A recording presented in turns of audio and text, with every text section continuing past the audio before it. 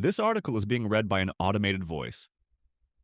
Chapter 3.7 North American Market Data Stores Using Natural Refrigerants Total Addressable Market.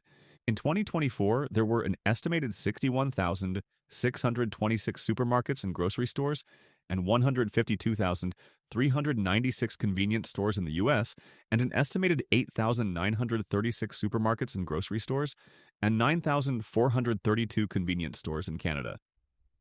In total, there were approximately 70,562 supermarkets and grocery stores, along with 161,828 convenience stores in North America, for a combined 232,390 retail food stores.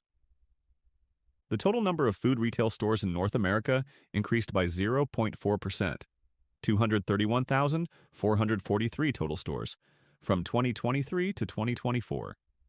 In 2022, the total number of food retail stores in North America was 229,452, and in 2021 it was 193,180. From 2021 to 2024, the total number of supermarkets, grocery stores, and convenience stores in North America has grown by 20%. Transcritical CO2 racks. The market today. According to data collected by Atmosphere as of December 2024, there were approximately 4,100 food retail stores in North America using transcritical CO2 systems, up 40% from 2,930 in 2023. Of these 4,100 food retail stores, 2,800 are in the U.S. and 1,300 are in Canada. In the U.S., 93% of the CO2 store systems were for new construction, according to manufacturers, with the remainder for retrofits or remodels of existing stores. In Canada, the figure was 74% new construction and 24% retrofits or remodels. The market penetration of transcritical CO2 systems in the estimated 70,562 North American supermarkets and grocery stores is 5.8%, up from 4.1% a year ago. When considering convenience stores as well, the market penetration out of 232,390 retail food stores in North America is 1.8%, up from 1.27% in 2023. There were also 870 industrial sites using transcritical CO2 in North America as of December 2024, for a total of 4,970 transcritical CO2 sites. Behind the numbers. After years of a slow but steady rollout, the AIM Act and state regulations limiting the GWP of refrigerants used in commercial refrigeration systems has driven a surge in adoption of transcritical CO2 racks in supermarkets and grocery stores. A 2024 survey by the NASRC of 14 major U.S. food retailers, representing more than 28,000 store locations, found that the number of stores using transcritical CO2 refrigeration systems is projected to grow by 176% from 2024 to 2028. The number of secondary CO2 systems, which includes cascade systems, is projected to increase by 620%. The NASRC projects that 22% of the 28,000 stores will use transcritical and secondary/cascade CO2 systems by 2028. Manufacturers are responding to the regulatory developments by bringing new CO2 products and components to the market. Carrier Commercial Refrigeration, or CCR, announced in May 2024 that its transcritical CO2 racks, heat pumps, and condensing units would be available in North America. Several manufacturers at the 2024 FMI conference said they're bringing new CO2 refrigeration systems and components to market, including condensing units. The market for CO2 condensing units in commercial refrigeration appears ready for growth as more manufacturers enter the market. In addition to CCR, American manufacturer ZeroZone launched a CO2 condensing unit at the 2024 IIAR conference. And Hussmann, a Panasonic subsidiary, announced in December 2024 that it would offer a 4 HP CO2 condensing unit that can support remote food retail display cases, hydrocarbon self-contained cases. The market today.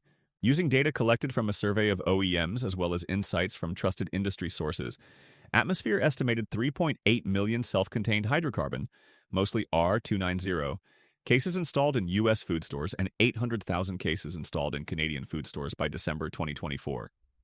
In total, there are an estimated 4.6 million self-contained hydrocarbon cases installed in North American food stores. This is a significant increase from the previous year when we estimated there to be 928,000 self-contained hydrocarbon cabinets installed in U.S. food stores. Data was not gathered for Canada in 2023.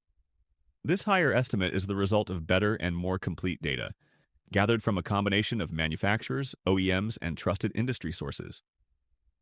As the data gathered is historical, the increase from 828,000 to 4.6 million self-contained hydrocarbon cabinets in North America should not be interpreted as a year-over-year gain. It is our new baseline for North America, and as such we do not refer to estimates from previous years in this report. Our data collection process, as well as the model underpinning our analysis, is continually being refined. This year's iteration resulted in a more complete look at the global market for self-contained hydrocarbon cabinets, which were undercounted in previous reports.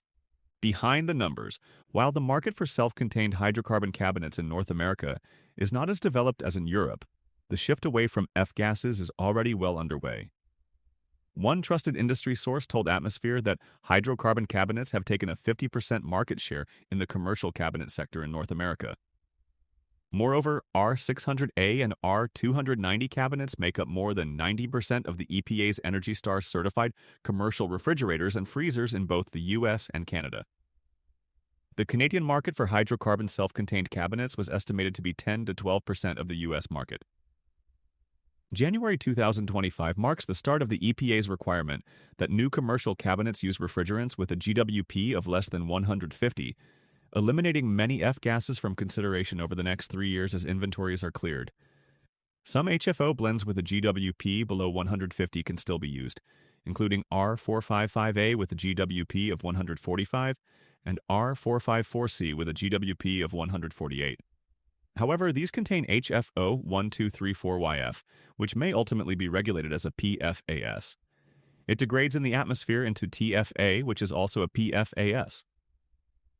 In May 2024, the EPA finalized the SNAP 26 rule, raising the R290 charge limits for self-contained commercial cabinets from 150 grams to 300 grams for closed cases, those with doors, and to 500 grams for open cases, those without doors.